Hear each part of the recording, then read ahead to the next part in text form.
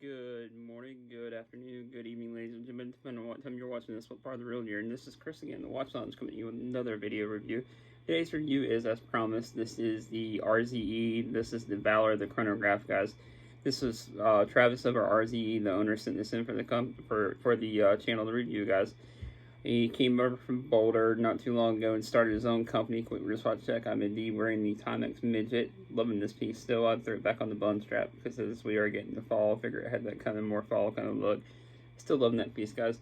But as the title in the video states, this is a sponsored video. Use the code TheWatchLounge30. You will get $30 off, and you use the link as well that I'll provide in the description. It won't cost you any extra money, but it will help the channel out. I will get some commission on this or any other piece that you buy from RZE watches, guys. He's got a great lineup, something almost for anybody.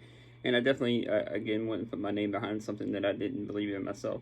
But again, I'm starting to get quite the queue for lineup for review. I have his Endeavor as well as the Valour to review, and then the Luminox from Rich over at Saltzman's, guys. I think Rich is going to send in another Oris next.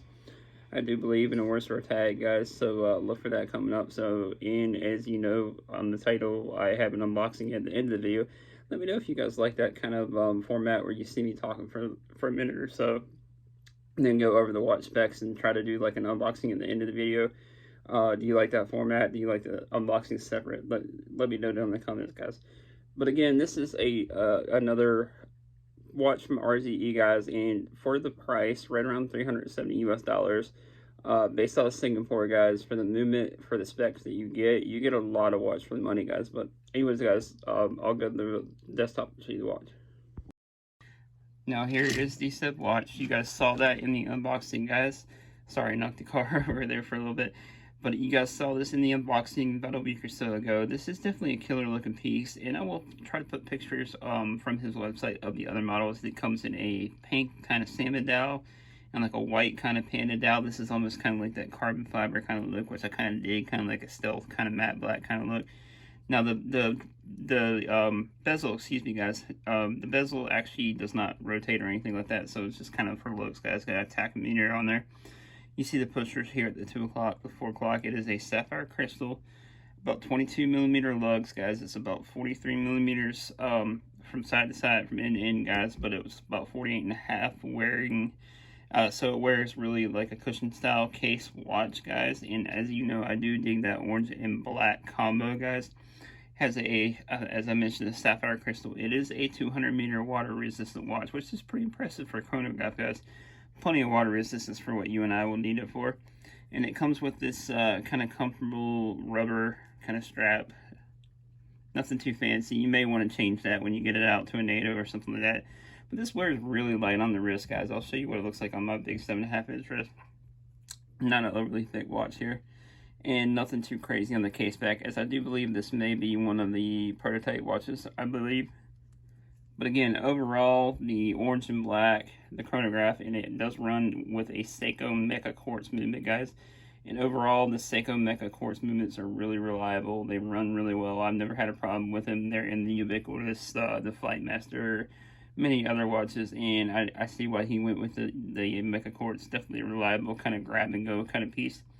I do dig the orange second hand there. Overall, clean indices on the dial, and the RZE is, well, makes it kind of clean. Nothing too not really too busy of a dial, I guess you could say overall. But overall, I definitely rate this about an 8 out of 10. I would say size-wise, I would try to go down to a 40 millimeter if possible, guys. But I see why he went to 43, because the movement, guys, probably had to fit that Seiko Mecha Quartz movement in there. And overall, really reliable package, wears really well. And again, I will show what it looks like. I'm going to have that for this wrist, guys. Take off the Timex and throw on the RZE just to show you guys what it looks like. And again, stay tuned for that unboxing, guys, of the Timex towards the end of the video here. But overall, really great package, guys. Definitely a lot of bang for buck. For about 360 US dollars, you get a lot of watch for the money. And again, you can use that code and get $30 off in the description, guys. I'll leave it down there below.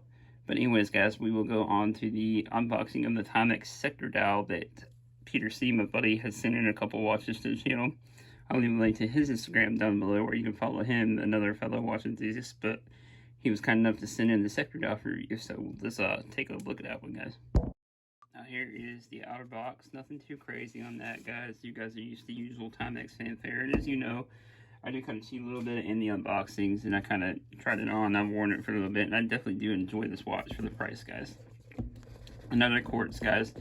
There's nothing wrong with quartz. Definitely easy for grab and go. Now, the only thing I would probably change, and I'll mention that in the review on this, is I wish it came with one of the new automatic movements other than a quartz. But overall, this is packaged really nicely. As you know, I had put an order in for one of the JLC sector dials, but stupidly I canceled it, which I ended up with the Breitling, which I really loved. But this kind of reminds me in vein of that kind of look. And the sector dial from JLC is getting kind of harder to find, so if you want something for that kind of look, definitely take a look at one of these pieces, guys. Peter knows how to find the really good bargains, guys, when it comes to really cool, unique pieces. And again, I will leave a link down to his Instagram down below. Let me know what you think down below in the comments of this watch, of the RZE. Would you get either? Do you have either? Are you thinking about getting either? Would you add any of these two to the collection? And I will see you guys in the next one. Peace.